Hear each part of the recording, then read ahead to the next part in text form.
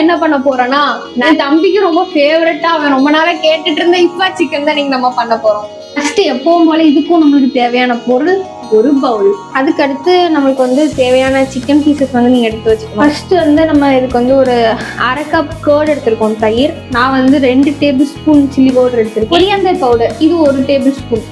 அதுக்கு அடுத்து நம்மளுக்கு தேவையான பொருள் என்னன்னா கரம் மசாலா 1 டேபிள் ஸ்பூன் கரம் மசாலா எடுத்து வச்சிருக்கேன். டர்மரிக் பவுடர் இது சும்மா ஒரு 1/2 டீஸ்பூன். இதுக்கு அடுத்து நம்மளுக்கு தேவையான பிளாக் பெப்பர் இது வந்து நம்மளுக்கு ஒரு 1/2 table spoon. 1 table spoon vinegar எடுத்துக்கோங்க. இதையே நம்ம வந்து 1 டேபிள் ஸ்பூன் போட போறோம். அப்புறமா உங்களுக்கு தேவையான அளவுக்கு சால்ட் போடணும்.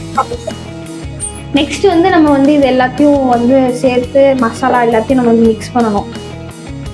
இதுதான் வந்து நம்ம எடுத்திருக்க சிக்கன் பீசஸ். இது நல்லா எல்லா பகுதி ஆஃப் த சிக்கன்லையும் நல்லா மிக்ஸ் ஆயிடுச்சுன்னா என்ன பண்ணோம்னா இதை வந்து நம்ம மூடி ஒரு 1 ஹவருக்கு நீங்கள் வச்சா சூப்பராக இருக்கும்.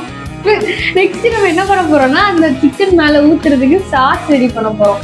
சரி, இப்போ நான் சொல்ல ஆரம்பிக்கிறேன். ஃபர்ஸ்ட் 1 கப் பால் ஊற்றணும். நெக்ஸ்ட் மில்கி மிஸ்ட்டும் கிடையாது, ஃப்ரெஷ் க்ரீம் ஊற்றணும் 1/2 கப்.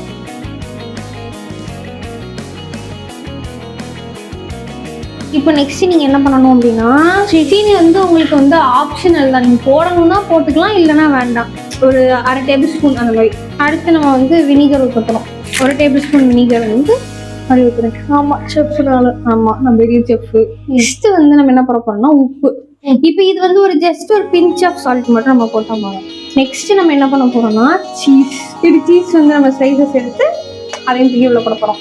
இப்போ நெக்ஸ்ட் வந்து நம்ம என்ன பண்ணணும்னா இந்த முட்டையோடைய வெள்ளைக்கருவு இப்படி நீங்க வந்து இருக்கிற இந்த வெள்ளைக்கருவு மட்டும் போடணும்.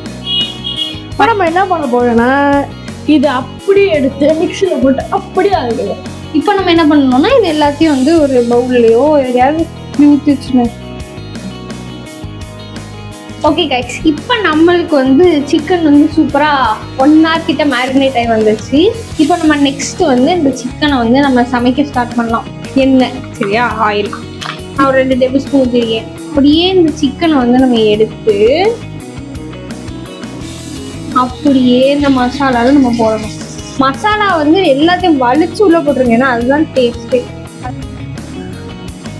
இப்போ நம்ம என்ன பண்ணணும் அப்படின்னா நம்ம ஃபர்ஸ்ட் செஞ்சு வச்சிருந்த அந்த சாஸ் அதை நம்ம எடுத்து எல்லா சிக்கன்லையும் படுற மாதிரி நீங்கள் அந்த சாஸை, இதுதான் நம்மளுடைய இஃபா சிக்கன்.